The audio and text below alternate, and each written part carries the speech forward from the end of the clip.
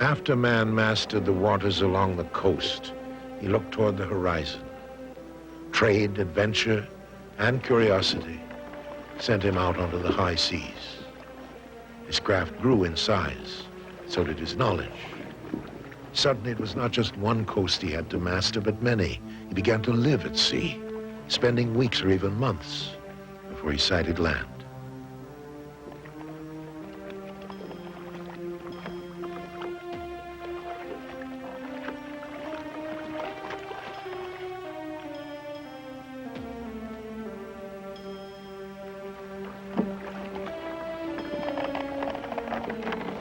Life on the open ocean has always been a struggle, no matter how serene the seas may seem. An unequal contest with man as the underdog. The prudent remain ashore, the wind and waves always ready to war.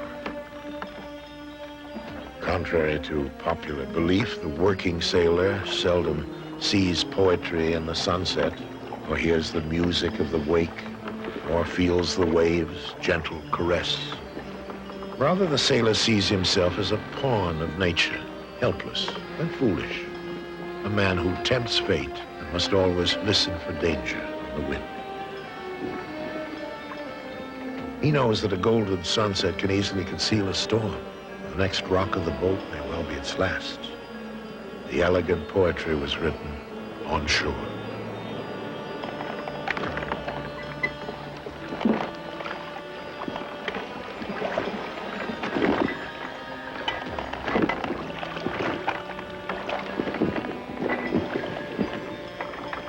The last sailors of the high seas are few, but they are the reality behind the myth and romance of the great sailing era.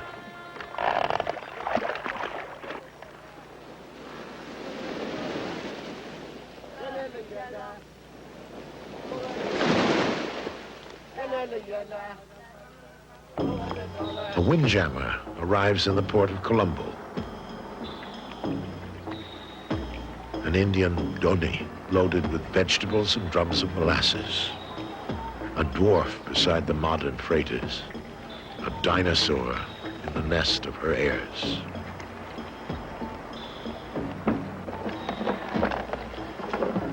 Without an engine, she moves slowly through the crowded anchorage. Every maneuver requires the aid of the wind and the muscle of her crew.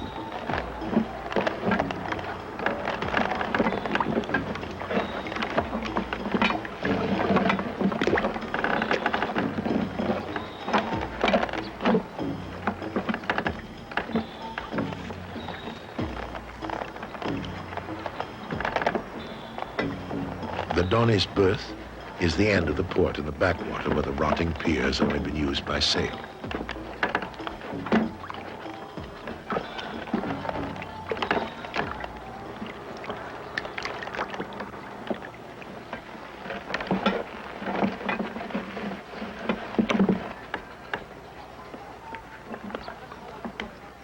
The dhonis survive because they're an exception, a case where small is efficient and big costly. Most dhoni cargoes are perishable, sacks of carrots, onions, and garlic, which may be transported quickly from India to Sri Lanka. A small freighter could take the cargo, that of several dhonis, but the loading and unloading would take several times as long. The dhonis are slower at sea, but in terms of elapsed time, from the fields in India to the market in Sri Lanka, they are the fastest possible route. They're also the safest route. Dhoni captains seldom lose a cargo, and insurance rates reflect it. A cargo traveling by sail is cheaper to insure than one in the hold of a freighter.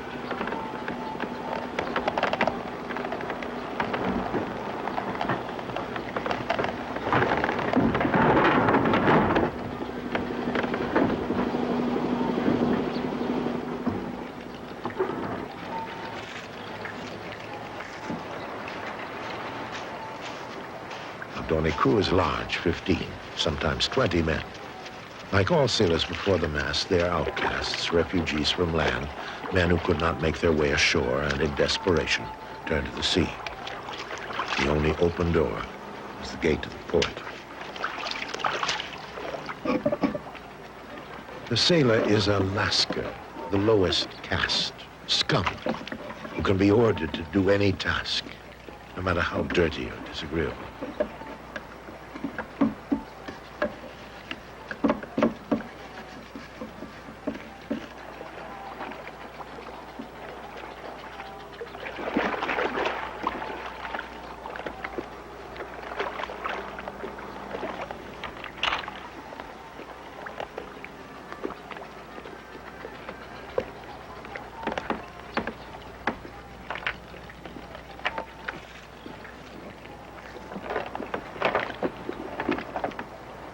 On the eve of her departure, Adone is readied for sea.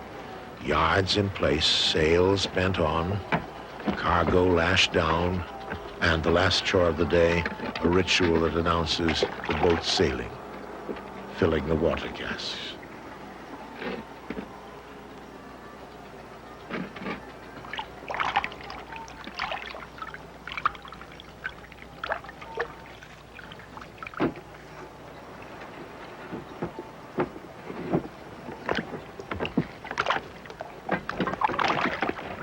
Last to use the tap, the sailor with the lowest rank, the cook's helper, the galley slave. The Doni sailor is paid so little he's almost a prisoner, confined to port. A freshwater bath is only luxury. Ashore on the waterfront, people know he's a lascar. No woman wants him. Bartenders know he's broke. Even touts and beggars leave him alone. Like it or not, the Doni is his home.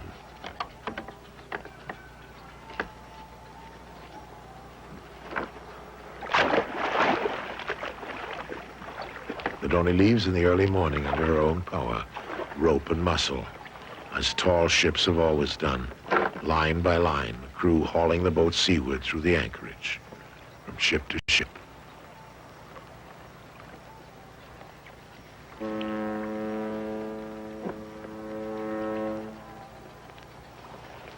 Men on board the freighter make no attempt to help. For them, the Doni is an unwelcome neighbor, a cripple who needs to be led in and out of port.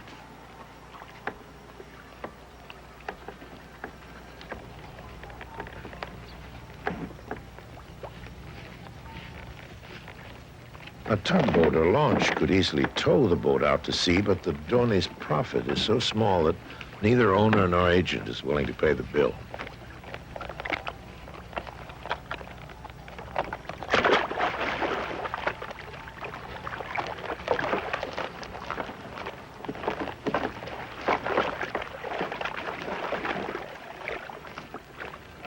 The Doni warps away from one steel island to the next, 20 men pulling 400 tons of boat and cargo.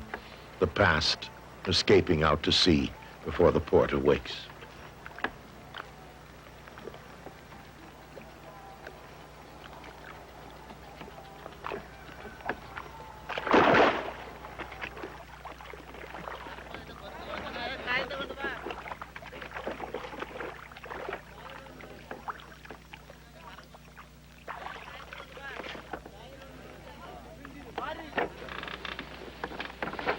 Sails must go up quickly, for the boat is drifting and needs steerage.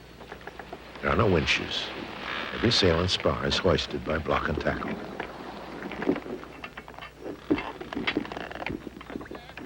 Once underway, captain and crew will try to make the fastest possible passage to India. And not just for the record. Custom dictates that the first Doni in port collects the first cargo. First to arrive, first to load.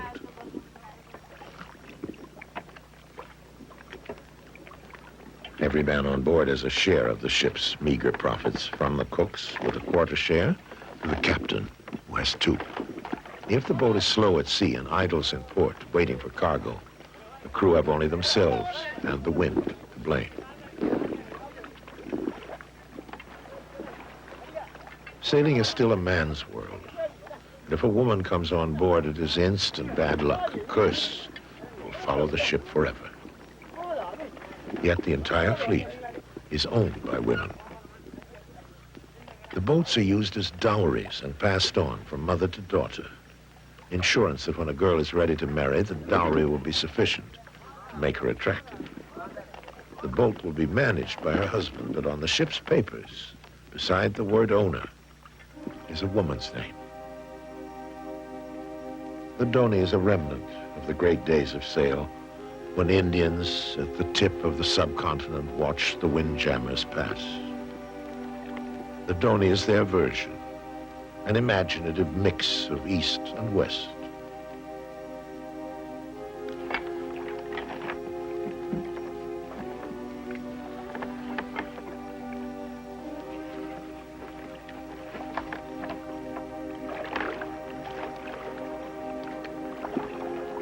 The lateen sails of an Arab dhow and the gaff and square sails of a clipper ship. A Donny sailor would be at home on either craft.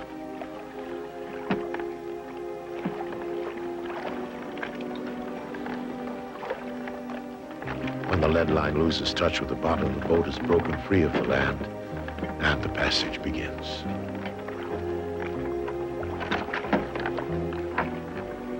A Donny flies as many as 18 sails, a mountain of canvas designed to trap every gust of wind within reach of its spars. Sails with names modern sailors have forgotten.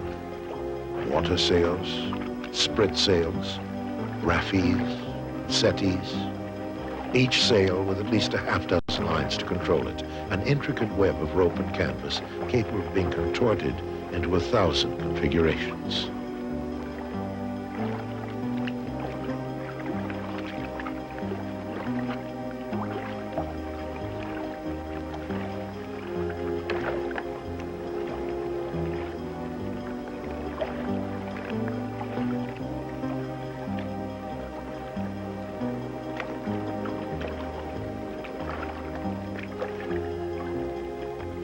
Each Donny is christened, usually with the name of its owner or her daughter, but by custom, only the oldest boat is called by its name. Now, the Geomary.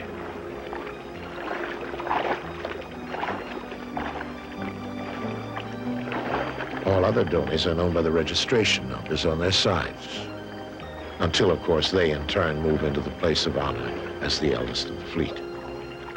In the stern, the captain keeps his own counsel, alone, aloof, speaking to the crew only through the mate.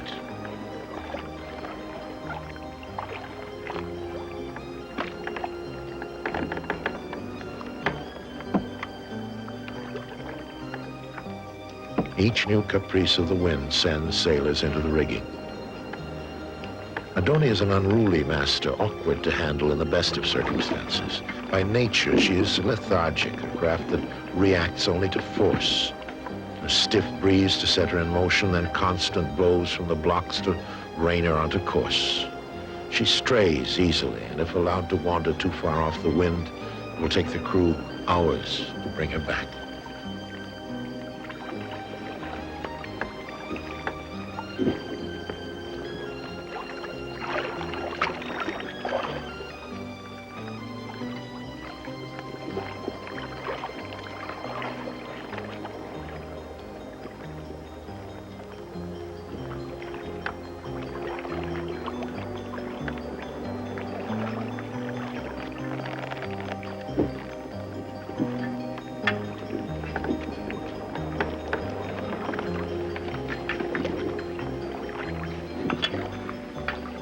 In keeping with tradition, the crew is split in half, 2 watches, port and starboard. One of them is always on deck in fair weather or foul, ready to work, scraping, splicing, sewing, bailing, whatever tasks the mate may demand.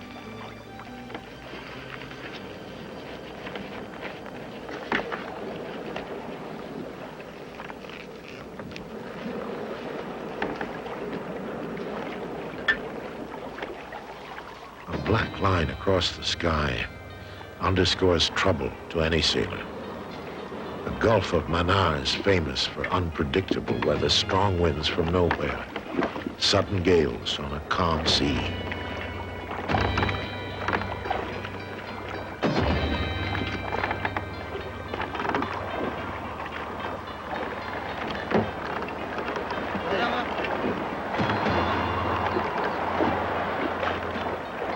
Out with all her canvas, Donny is easy prey for unexpected squall.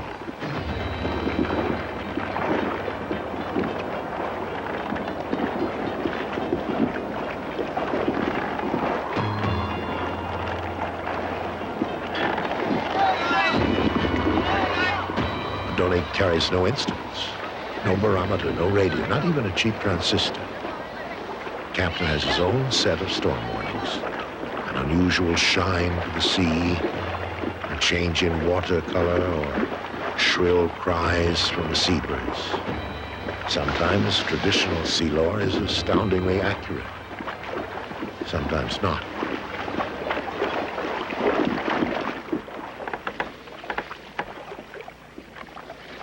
In the rush to reduce canvas, somewhere a seam is ripped or a line frayed and more items added to the mate's long list of tattered sails that need mending.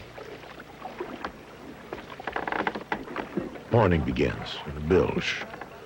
The pump broke on the Donny's maiden voyage and no one bothered to repair it. Things mechanical can always be replaced with a crew's labor.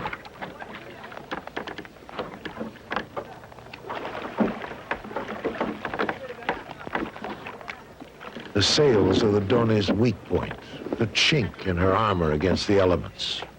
The hull can withstand a tremendous pounding, but a single gust of wind can rend a half a dozen sails. In fair weather, part of each day is spent repairing. Batches are taken from a heap of old sails below, doubled or tripled for strength, then sewn in place, knowing they will last but a short time.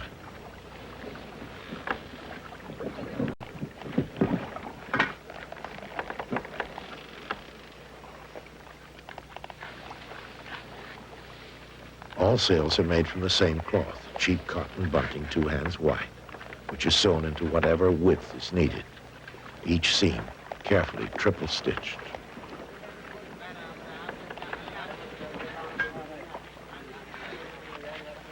The huge mainsail requires 700 meters of cloth and about 250,000 stitches.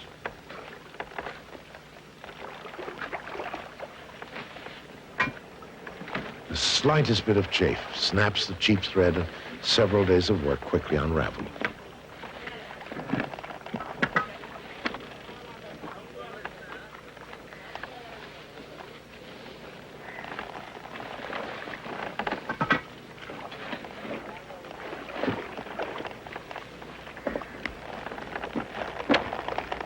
In addition to a full set of sails, the Donny carries an extra sail.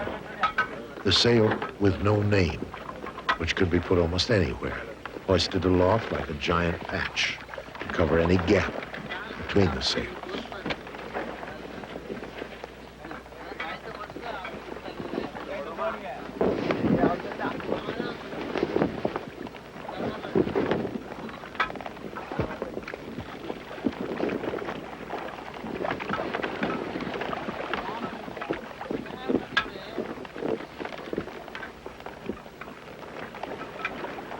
Sails are constantly being changed, repaired, adjusted, boomed out or hauled in as the captain tries to make the most of the wind and arrive first to the next port.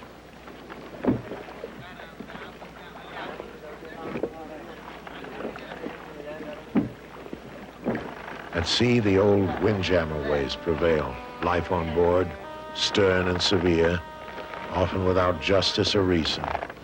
A tradition of flawed men, none of whom willingly went to sea. The mate is a tyrant. The cooks, fools. And the captain, an incompetent. There because he married the owner's daughter. And the crew, a collection of port riffraff, misfits, malcontents. Who else would agree to work endless hours, sleep in a dark, stinking hold, eat a monotonous, greasy fare, and submit to the rule of a dictator, all for less money than a worker makes at shore?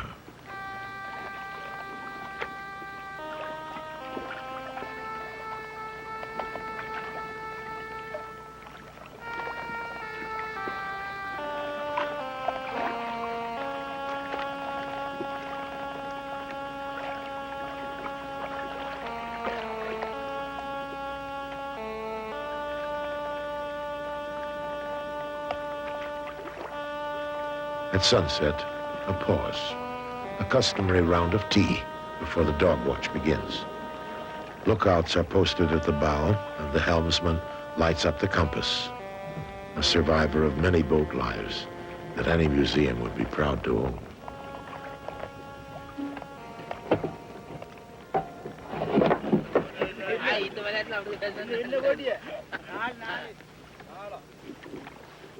The Sunday afternoon card game on the main hatch is not an idle pastime, but a serious lottery for pleasure, a process of elimination to find the man who will go ashore in the next port, as a sailor should, with money in his pocket.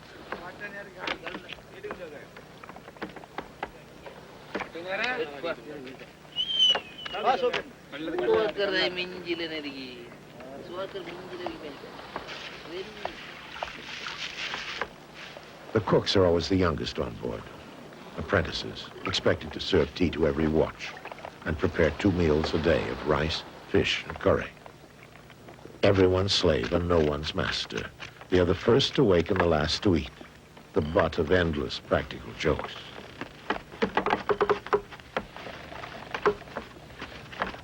The hazing is part of Donny life, the ritual of becoming a sailor.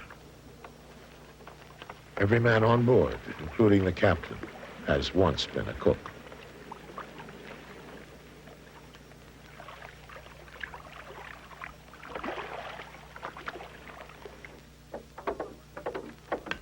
Donis are born in one place, Tuticorin, at the tip of India.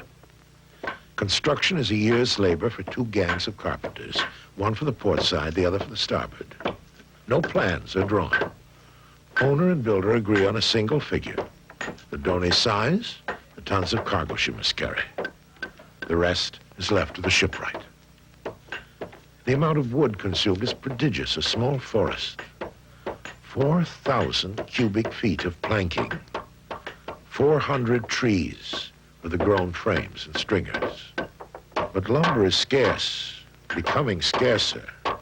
Formerly, the keel was a single solid tree. Now it's 3 small trees scarfed together. Those donis on the slipway will be completed partially with wood scavenged from wrecks. But no new keels will be laid.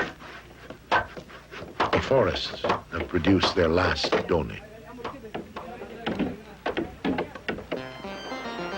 The doni fleet is destined to grow smaller. Many boats are demasted and sold to the Middle East as lighters or barges. Others converted to motorized coasters. Rot, storms, negligence, all take their toll. And a dowry in gold has become more precious than a sailboat.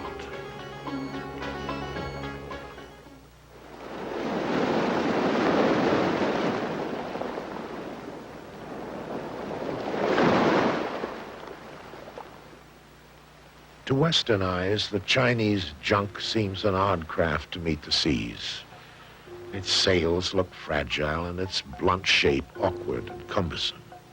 The bow seems too low, the stern too high, and the transom too broad. Yet no other sailing craft has endured so long. For nearly 4,000 years, junks have been sailing the China Sea. The Portuguese coined the word junk, and it applied to all native craft on the China coast. In fact, there are dozens of types. Each one is different from the next as a sloop from a schooner. To the Chinese sailor, a junk is merely a foreign word.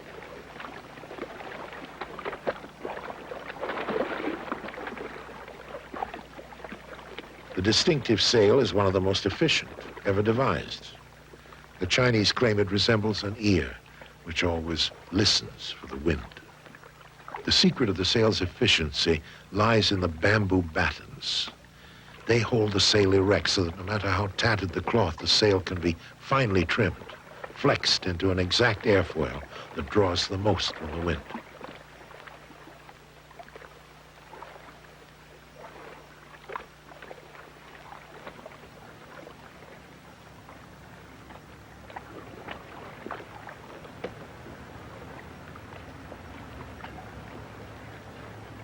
Unlike Western craft, which are built like fish to knife through the water, the junk is patterned after the duck, which bobs on top of it. Now both duck and fish have found the diesel engine and spawned a new race of craft which has taken over the fishing and this trade. The old ducks that remain are respected and tolerated, left in peace to finish their old age.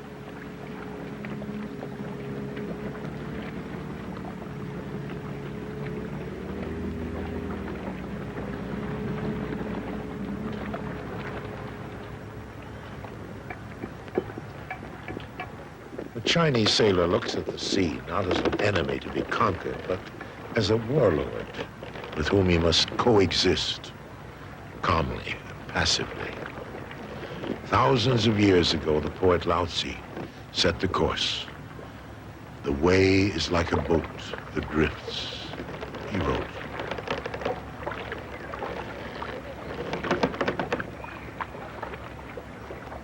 The harbor of Macau, at the mouth of the Pearl River, is a floating city, and the colonies of fishermen who live on board rarely go ashore. The junks are rafted together, lined up neatly in rows, like streets, one family per craft. But the houses have no names. If a Chinese sailor needs to distinguish one junk from the next, he calls it by the captain's name, Wong's boat or Li's, but not the sea dragon or the evil eye, as legend would have it.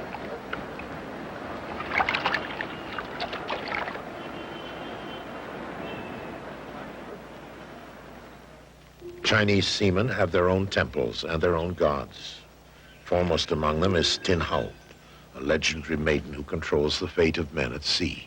She can tame a storm by surfing through the waves on a straw mat and trap the wind with her words.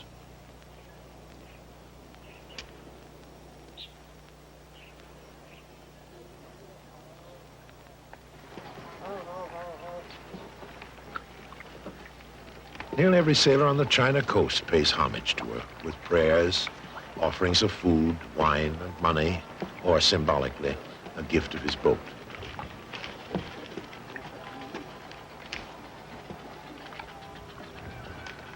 A delicate paper ship is burned, consumed like a junk caught in a typhoon, and a fortune is given to the sea.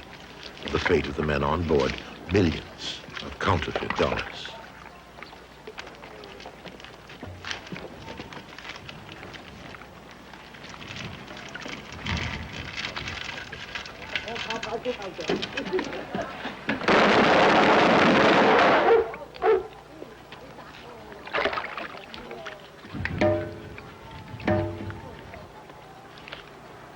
The more generous the offering, the more care and good fortune Tin Hao will return.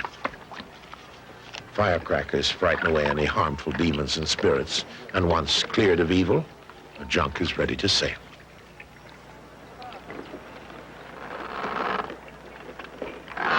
Traditional junks are disappearing rapidly, but for all Chinese, sailors and landlubbers alike, the sailing junk is a talisman of luck, a vessel that has weathered many storms. No matter how difficult the voyage, the sailors know that good fortune sails with them.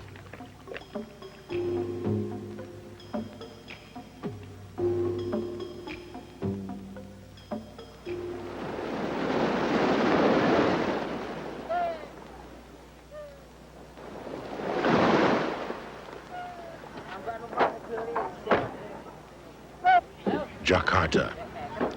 The port is reserved for traditional craft. The pinisi, trading schooners from the islands. The windjammers fill the harbor, and more boats are at anchor outside, waiting to nose their bowsprits ashore, all loaded with lumber from Sumatra and Borneo.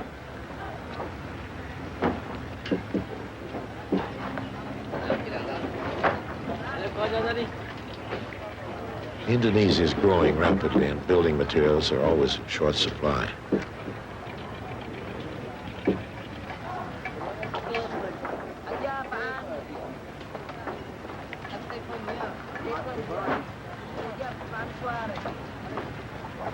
The sailing Pinisi competes successfully with a motorboat because the voyage from Borneo to Java is short, a few days, while the loading and unloading of the cargo is a lengthy process, several days waiting to enter port, then a week or more discharging the lumber. Whether the passage is made in 3 days by motor or 5 by sail makes little difference.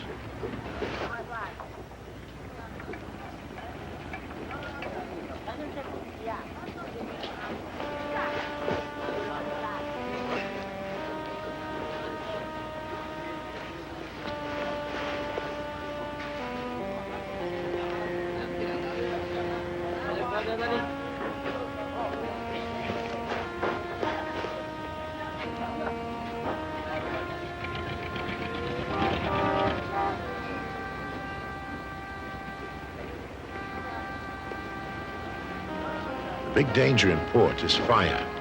Everything is wood. Boats, quay, yards, houses, most of it dry and easily set ablaze. It's a sailor's nightmare. Suddenly the quay is a curtain of flame and 50 boats are slashing their mooring lines and fighting to get out of port.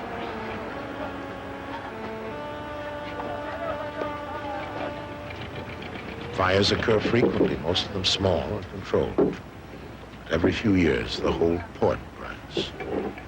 The fire is like a flood, sweeping away the bars and slums and forcing everyone to begin anew.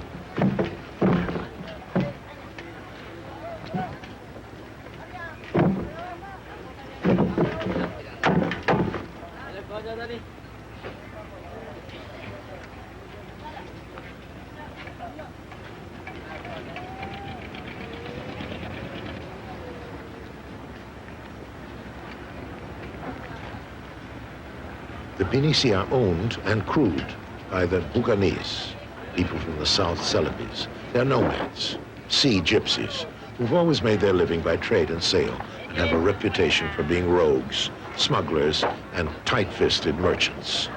Before the Dutch colonized the islands, the Buganese had a trading empire that stretched from China to Australia. Every man is a sailor. When a boy is born, his father washes him in the sea.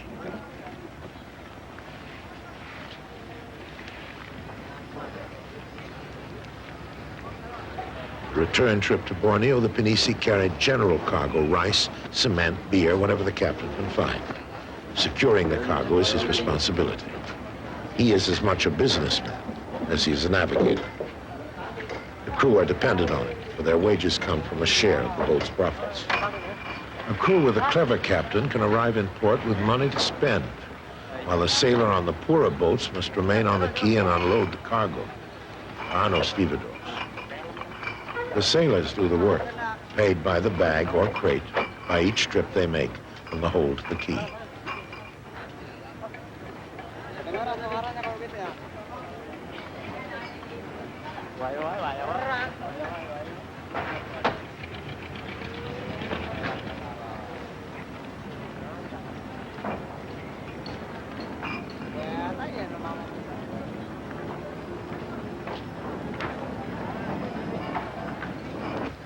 The lumber is stacked, then moved and counted and restacked and counted again before it's finally hauled away.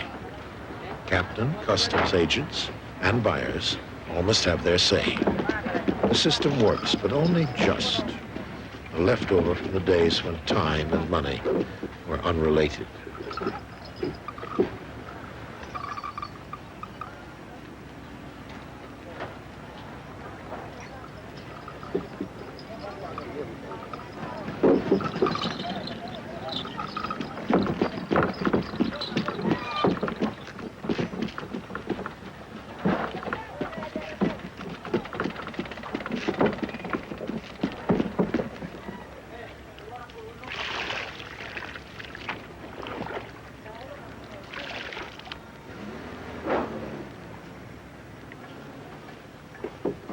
The ports of Indonesia are clogged, filled with more freight than they were ever designed to handle. The waiting line outside the port grows longer. Soon, the machines and containers will arrive.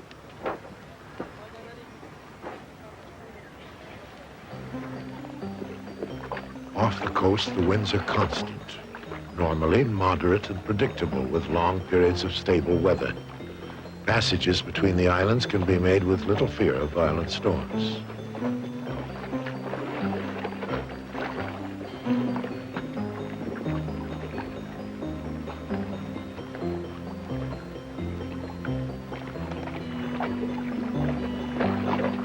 Traditional sail thrives, and men still look at the sea with ancient eyes.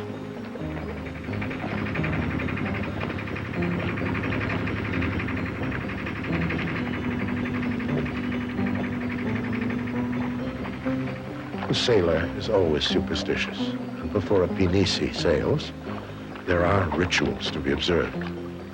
When the crew comes on board, each man takes off his shoes and steps on the water first. Then the captain looks over the side for the ship's shadow. If it is not there, he won't leave. The ship's soul has departed. Death waits for it at sea. Another sign of impending doom is if something falls overboard just as the boat clears the harbor. Before the captain gives the order to hoist sail, he shouts, "Let nothing fall into the sea." Raising all the canvas takes more than an hour. The crew of a pinisi is usually small, only 6 or 8 men, but they prefer it that way. The crew's share of the profits is a fixed percentage, and the fewer ways to split it up, the more each man earns.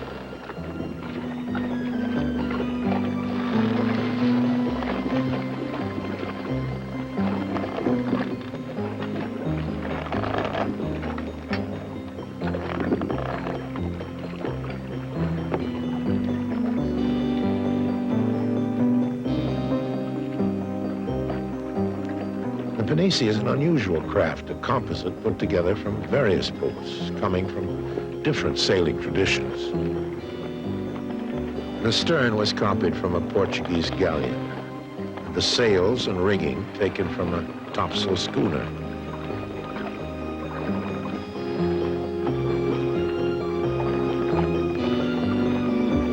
With a fair wind, the pinisi heels over and sails up to 9 knots. At one time, she made the fastest passage between the islands. A pair of topsails on the horizon was a common sight.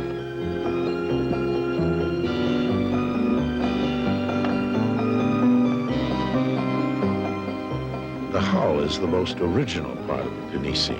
According to legend, it was invented by an ancient Bougainese king who also created the 2 cumbersome steering oars.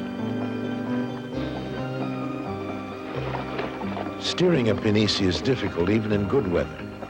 A fixed center rudder would make it easier, but the Bougainese refused to change. For them, the helmsman must always be in contact with the sea, wrestle with it, and prove himself worthy to command the ship.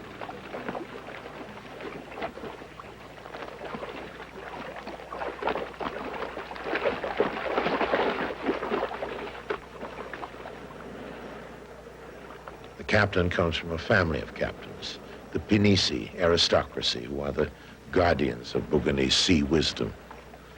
Once a man proves himself and is given the title of captain, juragan, he keeps it for life, even if he wrecks or sinks his boat. If a pinisi goes down or has an accident, it's automatically assumed that it was not the juragan's fault.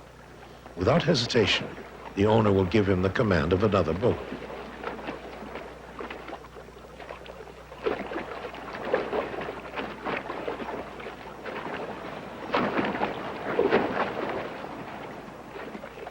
The route to Borneo takes the pinisi straight through the Indonesian version of the Bermuda Triangle, a part of the Java Sea sailors call the Sea of Wandering Sands and Islands. It is thought to contain a giant fish, monsters, and misty mountains of magic and destruction. Yarns circulate about ships that vanish on calm seas, catch fire during rainstorms, or suddenly lose their crews. Underwater sandbars that shift with the current are part of the explanation. No chart can plot them, and a course that is safe on one voyage can lead to shipwreck on the next. Stones from the seabed, especially that from the wandering sands, are often thought to possess magic, and many sailors carry one as protection. They rub the stone for luck, and when they're ill, they It's soaked in a glass of seawater, which is drunk as medicine. Some magical stones are said to get bigger each time you look at them. They grow larger and heavier until they fall through the bottom of the boat and sink it. Pinisi carry no lifeboats or life preservers, but when fully loaded with lumber, they are unsinkable. Wrecked boats have been found drifting like phantoms, their decks underwater, sailors clinging to the rigging.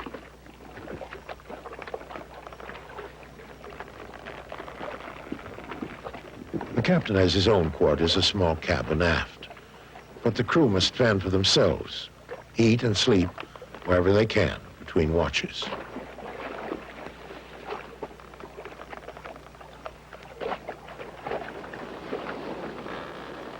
At sea, windjammer life has always been monotonous, a duplication of days of work, of food. The endless warm weather and beauty of the sea and sky are taken for granted, if they're considered at all. A passing boat sighted on the horizon becomes a major event, a way of marking time during the voyage.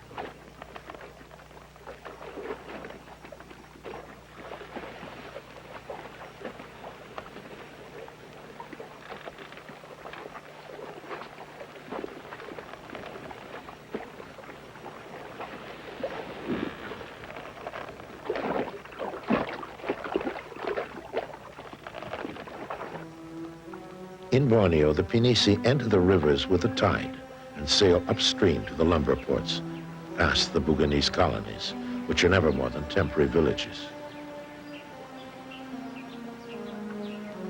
The women wait and gaze out to sea. Pinisi fly banners from the masthead, and as soon as a familiar sail comes into sight on the horizon, the sailors' wives know whose boat will be the next to arrive.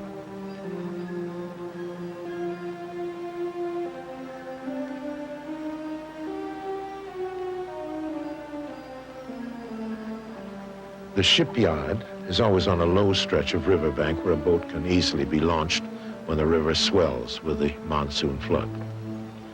Before the Europeans arrived, the Buganese made their living catering to the Chinese palate, exporting birds' nests, shark's fins, and sea slugs, all of which still fetch a good price in China.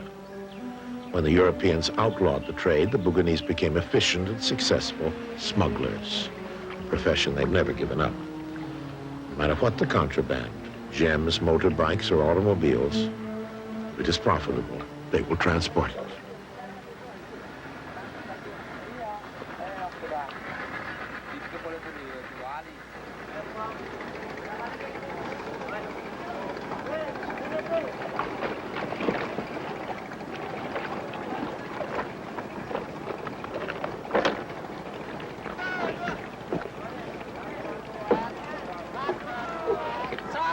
It is a strong confederation of ships, a sea-going mafia that follows the trade.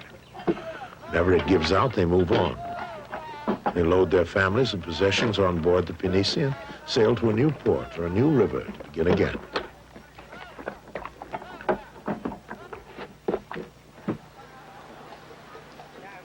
Pinisi are constructed in the traditional manner, slowly, handcrafted, made to last for the owner's lifetime and be passed on to his sons. A large hull can take several years to build.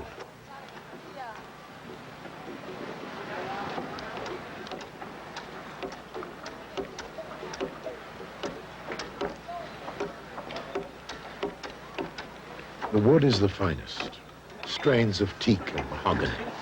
In Borneo, they are so abundant, shipwrights use only the best.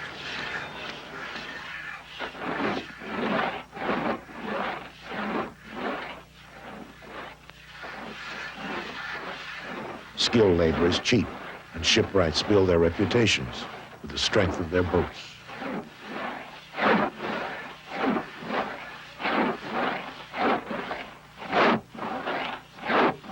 Every man begins at the bottom, sawing from underneath the log.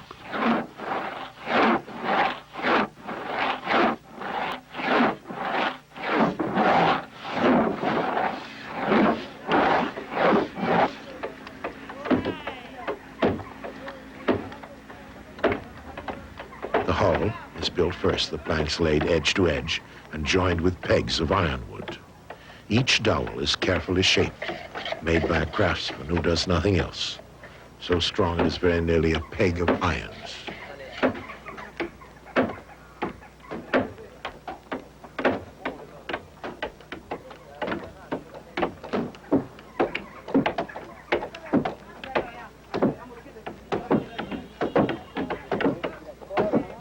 Only when the hull is completed, a shell like an empty vessel, will the frames and floor be added.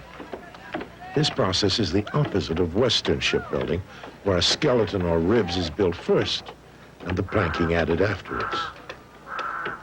Working from the skin inwards is the older method, and some of man's first craft were built in this fashion. The internal structure added later when ships began to venture onto the high seas. For the Pinisi shipwrights and sailors, a boat is still the shell, the skin, which keeps out the water, and what Westerners regard as the bones, the essential spine and ribs, merely an afterthought. Superstition also creeps into boat building. Shipwrights distrust things that match, pairs, even numbers. The number of planks on the hull must be an odd number, and the keel and the stem made with 3 or 5 sections. The two can be united only in the presence of a pregnant woman, because at the moment keel and stem are joined, the boat begins to live. The finished hull is an artifact, a faithful replica of the ships built 1,000 years ago by the Bougainese kings.